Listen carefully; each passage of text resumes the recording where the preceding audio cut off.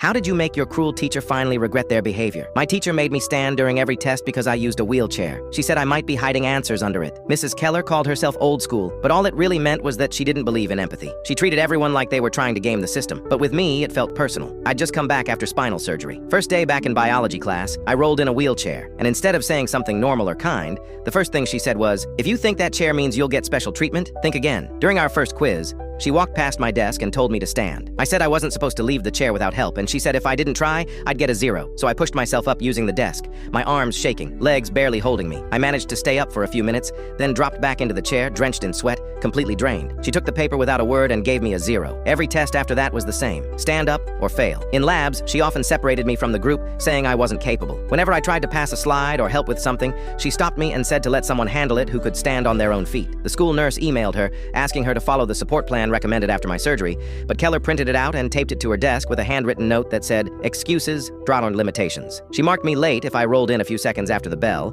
and when I asked for extra time on assignments I missed during recovery, she just said, "If you're back, you're back. You don't get to pick and choose." But it was the final exam that crossed the line. I brought a doctor's note that clearly said I needed to stay seated and should get time and a half. She barely glanced at it before tossing it aside and said, "Everyone wants a free pass these days. You'll finish with the rest." Then, just before the exam started, she told me to stand so she could check if I was hiding anything under the chair. I said again that I wasn't supposed to stand, but she said, "Then try, or leave." I barely pushed myself up, pain shooting through my back, trying to hold steady, but I couldn't stay upright. That's when she grabbed the handles and yanked it so hard, the wheelchair rolled back and slammed into the wall, one wheel bending inward until it broke. I was left with nothing to hold on to. My legs gave out, and I hit the floor. The whole class saw it. A few classmates tried to help, but she raised her hand like nothing had happened and said, "Since nothing's hidden under your seat, you can start writing now." Then she pointed to another desk and told me to sit there. I crawled over and pulled myself onto the desk. My body trembling and back was hurting so bad. I was so drained, but still tried, but only managed to finish half the paper. She just sat at her desk, scrolling through her phone. After exam, I filed a complaint, but nothing happened, so I found another way. The next week, I entered the inter-school debate competition. The topic was, "What's wrong with our education system?" The auditorium was packed. Students, teachers, and judges filled the room, and at the edge of the judges' table sat Mrs. Keller. I walked up to the mic and told the story. In our schools,